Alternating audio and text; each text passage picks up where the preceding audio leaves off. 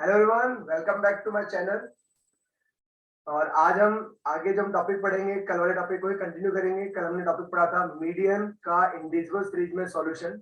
आज हम उसी कॉन्सेप्ट को आगे चलेंगे और आज हम बात करेंगे उसके डिस्क्रीट पॉइंट पर कि डिस्क्रीट सीरीज में मीडियन को कैसे सॉल्व किया जाता है। तो देखिए आइए, तो कॉन्सेप्ट वही है, फॉर्मूले वही रहेंगे आपके जो फॉर्मूले पहले थे, बस फॉर्मूले में जरा सा फर्क आएगा और सिचुएशन थोड़ी चेंज होगी। क्यों? क्योंकि जब हम डिस्क्रीट सीरीज की बात करते हैं तो डिस्क्रीट सीरीज में आपके पास वैल्यूज के साथ साथ उसके कुछ रिपीटेशंस भी गिवन होते हैं। लाइक सपोज कीजिए आपको वैल्यू में दे रखी है मार्क्स और साथ में दे रखे नंबर ऑफ स्टूडेंट्स।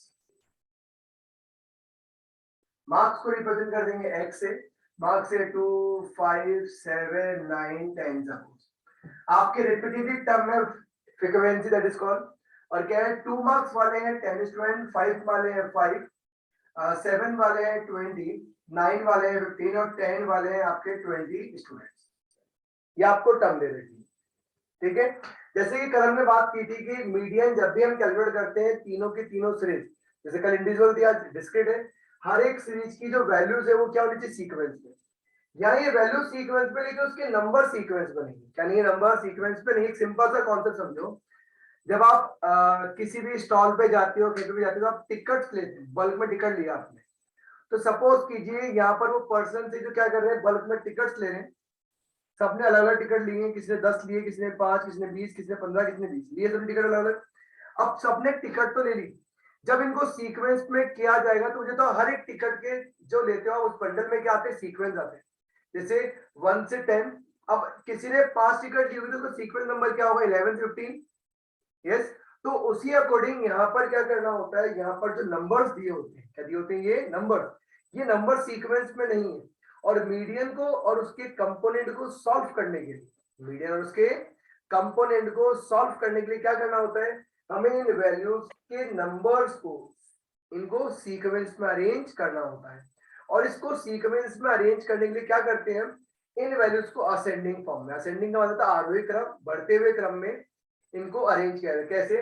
और उस क्रम को अरेंज करने की फॉर्मेशन कहलाती है सीएफ, क्युमुलेटिव फ्रीक्वेंसी। 2 मार्क्स वाले कितने स्टूडेंट है, 10। तो मतलब पहले 10 के 10 स्टूडेंट आ गए। अब 5 मार्क्स वाले कितने हैं, 5 स्टूडेंट। 10 वाले स्टूडेंट है, उसमें 5 स्टूडेंट और कौन आ रहे हैं, 5 मार्क्स वाले। तो क्या हो जाएंगे, 11 12 13 14 15। 5 नंबर जो कितने टोटल स्टूडेंट, 15 सीक्वेंस बन रहा है। तो 10 प्लस 5 15। अब 15 के बाद 7 मार्क्स वाले कितने स्टूडेंट, 20 है। लेकिन इन 7 स्टूडेंट की काउंटिंग स्टार्ट कब होगी, 15 के बाद, मतलब 16 17 18 19 एज ऑन। तो अभी ऐड कर दो, कितने नंबर हो गए, 35। फिर 9 वाले 15 50, फिर 10 वाले 20 70। तो इट मींस आपके टोटल नंबर ऑफ स्टूडेंट कितने हैं, 70। और आपके पास जो सीक्वेंस सीरीज जो बना के लगाए हम, उसका टोटल भी कितना आ रहा है, 70 आ रहा है। मतलब लास्ट टर्म क्या आ रही है, 70। तो हमेशा याद रखिए, जब भी आप वैल्यूज के साथ उसके नंबर गिवन होते हैं, क्या गिवन होते हैं उसके नंबर, तो उस नंबर से जब आप सीएफ बनाते हैं, कहने का मतलब इन नंबर्स को जब सीक्वेंस अरेंज करते हो तो लास्ट जो नंबर होता है हमारे पास, वैल्यू होती है, उसका टोटल हमेशा आपकी फ्रीक्वेंसी के टोटल के बराबर होगा। ओके, चलिए अब हम आगे इन पे वर्किंग करते हैं और हम कंप्यूट करते हैं हमारे मीडियन और उसके मेजरमेंट को।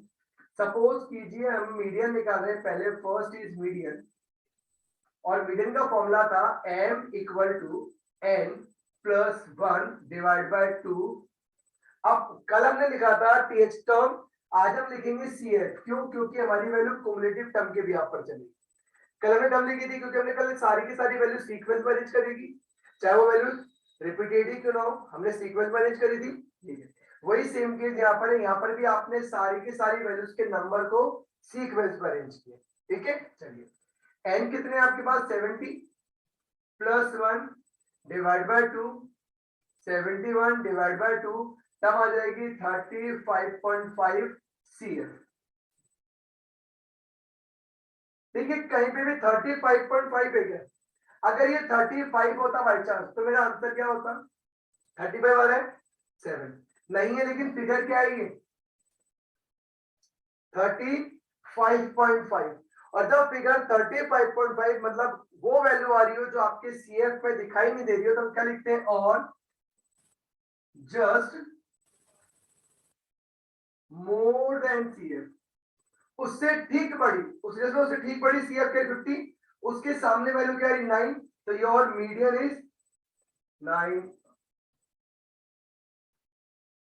दोबारा समझो, सबसे पहले क्या चेक करेंगे, सिटी डिस्क्रीट है तो कैसे पता लगेगा, ऊपर वैल्यूज दे रखी होंगी और वैल्यूज के साथ उसके नंबर्स दिए होंगे, like number of student, number of candidate, number of person, ये सब। फिर वैल्यूज देखेंगे पहले सीक्वेंस में, यानी कि डिस्क्रीट का रूल क्या कहता है, वैल्यू सीक्वेंस में होनी चाहिए, सीक्वेंस में है, ठीक है, मीडियन के लिए। दूसरा, वैल्यू सीक्वेंस में, लेकिन उसके नंबर सीक्वेंस में है क्या, नहीं है। जब नंबर सीक्वेंस में नहीं तो क्या करेंगे, सबसे पहले नंबर्स को सीक्वेंस में अरेंज करेंगे, कैसे, असेंडिंग फॉर्म में, 10 का 10, क्योंकि पहली काउंटिंग 1 से होगी तो 1 से लेकर 10 तक के बच्चे 10 ही रहेंगे। उसके बाद 5 की काउंटिंग, 5 स्टूडेंट की काउंटिंग इससे होगी, 10 के बाद 11 12 13 14 15, फिर 15 के बाद 16 से काउंटिंग होगी 20 स्टूडेंट की, 35 35, फिर 35 और 15 की 50 हो गया, 15 के बाद 20 की काउंटिंग करें 70 हो गया। तो हमने कहा था ये निकलेगा, और एफ का टोटल कितना है 70। एफ का टोटल हमेशा लास्ट वैल्यू के सीएफ के बराबर होगा, ये आपका क्रॉस वेरिफिकेशन। क्रॉस वैल्यू मतलब आपका कह सकते हो कि यहाँ वैल्यू और यहाँ वैल्यू दोनों बराबर है, तो इसका आपका क्वेश्चन सही चल रहा है। अब कल जो फॉर्मूला था फॉर्मूला वही है, बस चेंज क्या है, कल टर्म थी, आज टर्म नहीं है, आज टर्म की जगह क्या है, सीएफ है, क्या है, सीएफ। तो लगाया सीएफ, फॉर्मूला वही का वही 35.5 सीएफ, और आगे क्या लिखा, अगर आपको वही सीएफ मिल जाए तो गुड है, नहीं तो जस्ट मोर देन सीएफ। कितना आया 50, योर आंसर इज 9। 50 सामने वैल्यू क्या है 9, your answer is 9। Done, okay. चलिए अब इसके आगे देखो, इसके आगे बात करते हैं हमारे दो अनमोल रतन जिनका नाम होता है कॉटाई। क्या होता है, कॉटाई। तो देखिए पॉइंट 2 के अंदर बात करेंगे कॉटाइल्स की। कॉटाइल्स को हिंदी में कहते हैं चतुर्थक। और जब भी क्वेश्चन चतुर्थक पूछता है दोनों वैल्यूज आती है, पहले निकालेंगे Q1, तो Q1 हो गया n plus 1/4 CF, n is 70 plus 1/4, 71/4, term आ गई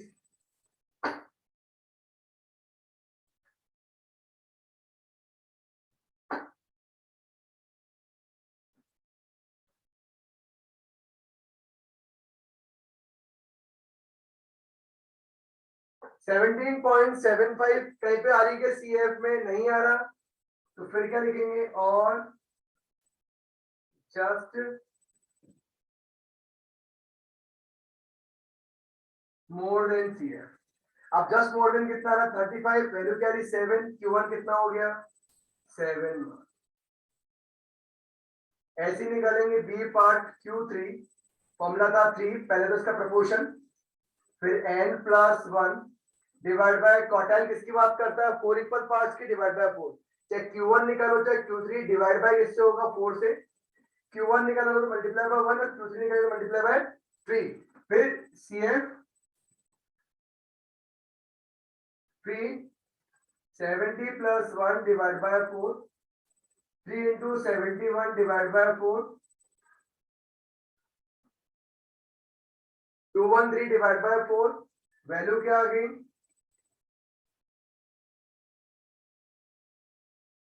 53.25 CF।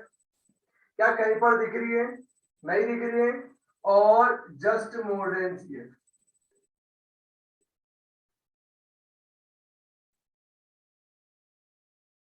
तो Q3 इक्वल टू हो जाएगा 70 मोर देन CF, वैल्यू क्या की 10, योर मास इज 10। कोई डाउट है यहाँ तक, डन, बहुत इजी, कुछ नहीं किया हमने, फॉर्मूला वही था कल वाला, बस फॉर्मूले टर्म में क्या चेंज किया, चेंज वही था, बस CF में देख रहे हैं आप टर्म की जगह। CF में क्यों देख रहे हैं, क्योंकि CF से हमारे पास क्या है, सीक्वेंस है, क्या है हमारे पास, सीक्वेंस। ओके चलिए देखिए, फिर आगे स्क्रीनशॉट ले लीजिएगा आप सभी के सभी, टॉपिक करते रहेंगे आप, स्क्रीनशॉट लेते जाइएगा। चैनल को सब्सक्राइब करना ना भूलें और लाइक ना करना भूलें और अपने कमेंट्स एंड फीडबैक मुझे देते रहिएगा ताकि मैं अपनी वीडियोस में और चेंजेस करके आपके लिए और मोटिवेशनली और बेनिफिशियली वीडियोस अपडेट करता रहूं और ताकि आपको बहुत सारे बेनिफिट मिल सके। ठीक है, चलिए देखिए आगे आगे हम बात करेंगे same concept third decyl. Decyl को हिंदी में कहते हैं दशमलव और दशमलव का मतलब होता है टेन इक्वल पार्ट्स ऑफ कोई भी निकाल लो, माइनस निकाल देता हूं d6 तो टर्म क्या बनेगी हमने बात की थी जब भी आप कोई भी एलिमेंट निकाले तो n+1 d की बात कर डिवाइड बाय 10 और d का कौन सा कंपोनेंट निकाला 6 तो ये मल्टीप्लाई बाय 6 और फिर आगे क्या आ जाएगा cf आ जाओ 6 na 70 + 1 divide bye 10 6 into 71 divided by 10 4 to 6 divided by 10 formation आ गई 42.6 cf और जस्ट मोर देन cf। अब 42 तो इज मोर देन क्या है 50 वैल्यू क्या आ गई 9 योर आंसर इज d6 = 9। वही फॉर्मूला चल रहा है, कुछ नहीं कर रहे हैं, बस टर्म चेंज हो रही है n+1 तो वही का वही n+1 वही का वही। चलिए हाँ, मेरा एक क्वेश्चन आप लोगों से सभी के लिए, हमने लास्ट क्लास में बात की थी कि why we are using the n+1 क्योंकि इंडिविजुअल सीरीज में भी हम लोगों ने n+1 यूज किया था और आज हम डिस्क्रीट में भी n+1 यूज कर रहे हैं। तो मुझे कमेंट में अपने बताइएगा कि हम n+1 का यूज क्यों करते हैं प्लीज, ये आपका क्वेश्चन है और नेक्स्ट वीडियोस में आपको इसका जवाब दोबारा दूंगा, लेकिन सबसे पहले मुझे आपके जवाब चाहिए। तो बताइएगा कि ये हम हर एक फॉर्मूले में n+1 का यूज क्यों कर रहे हैं, चाहे हम मीडियन निकाल रहे हो, क्वार्टाइल निकाल रहे हो, डेसाइल निकाल रहे हो या फिर हम परसेंटाइल निकाल रहे हो, तो हर बार n+1 का यूज क्यों करते हैं। ओके, चलिए नेक्स्ट बात करते हैं परसेंटाइल की।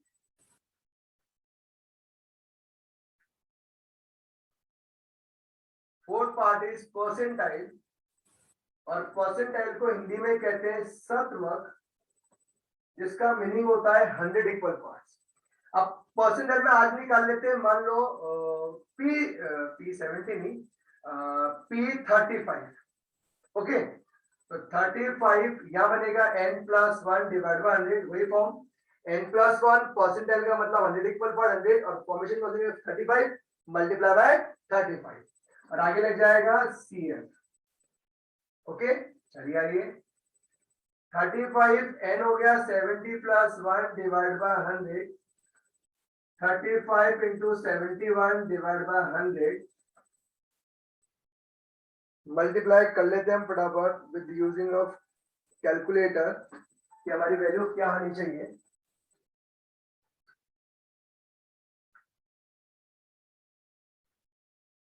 तो 35 multiply by 71 the term is 2485 divided by 100 is equal to of 24.85 cf। कहीं नहीं दिखेगी तो क्या लिखेंगे और जस्ट मोर देन cf, क्योंकि यहाँ देखते हैं 24.85 में दिख रहा है, नहीं दिख रहा है तो जस्ट मोर देन cf। तो हमारा P35 equal to just more than cf 35, your answer is 7।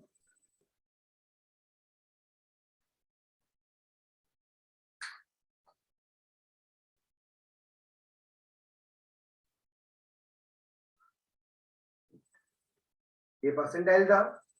हमने आज पढ़ा इन डिस्क्रीट सीरीज के अंदर how to compute the median component. Formation वही की वही थी, जैसे कल हमने मीडियन में बात की थी, वही मीडियन का, वही क्वार्टाइल का, वही डेसाइल का, वही परसेंटाइल का, कोई सी वैल्यू निकालो फॉर्मेशन एक ही रहती है आपकी। लेकिन इंडिविजुअल और डिस्क्रीट में फर्क इतना होता है कि इंडिविजुअल में आपके पास ओनली वैल्यूज होती हैं और उनका रिपीटेशन भी वही होता है, लेकिन जब हम डिस्क्रीट सीरीज में बात करते हैं तो वहां पर वैल्यूज इस फॉर्म में होती है और वैल्यूज में कहीं रिपीटेशन नहीं दिखेगा, रिपीटेशन उसके इन फ्रंट ऑफ होता है, उसके जस्ट सामने होता है और जब सामने रिपीटेशन होता है तो उसको उस वैल्यू की फ्रीक्वेंसी कहा जाता है। क्या कहा जाता है? फ्रीक्वेंसी कहा जाता है। तो आपको हमेशा क्वेश्चन के अंदर वैल्यूज और उसकी फ्रीक्वेंसी दी गई है, तो जहां पर उसकी वैल्यूज और फ्रीक्वेंसी दी जाती है उसे कहते हैं डिस्क्रीट सीरीज। क्या कहते हैं? Discrete series. तो ये आपको हमेशा क्वेश्चन में गिवन होगा। ठीक है, सेम पोर्शन था, सेम कॉन्सेप्ट था, फर्क इतना था कि डिस्क्रीट में जो वैल्यूज थी उसको सीक्वेंस में अरेंज किया था, फिर उसके नंबर्स को भी हमने अरेंज किया था, हमारे पास वो वैल्यू आई जिससे आप क्या कर सकते हो, नंबर्स आए जिससे आप अपनी median quartile lesser percentage value calculate कर सकते थे। ओके, तो ये आज का टॉपिक था। होप आपको अच्छा लगा होगा, टॉपिक समझ में आया होगा। अगर फिर भी आपको लगता है कि कुछ कमी रह गई थी तो मुझे बताइएगा जरूर। चैनल को लाइक सब्सक्राइब कीजिएगा और कमेंट करना ना भूलिएगा, और प्लीज अपने दोस्तों को भी शेयर करें और मुझे वैल्यूबल फीडबैक दें। नमस्कार, राधे राधे।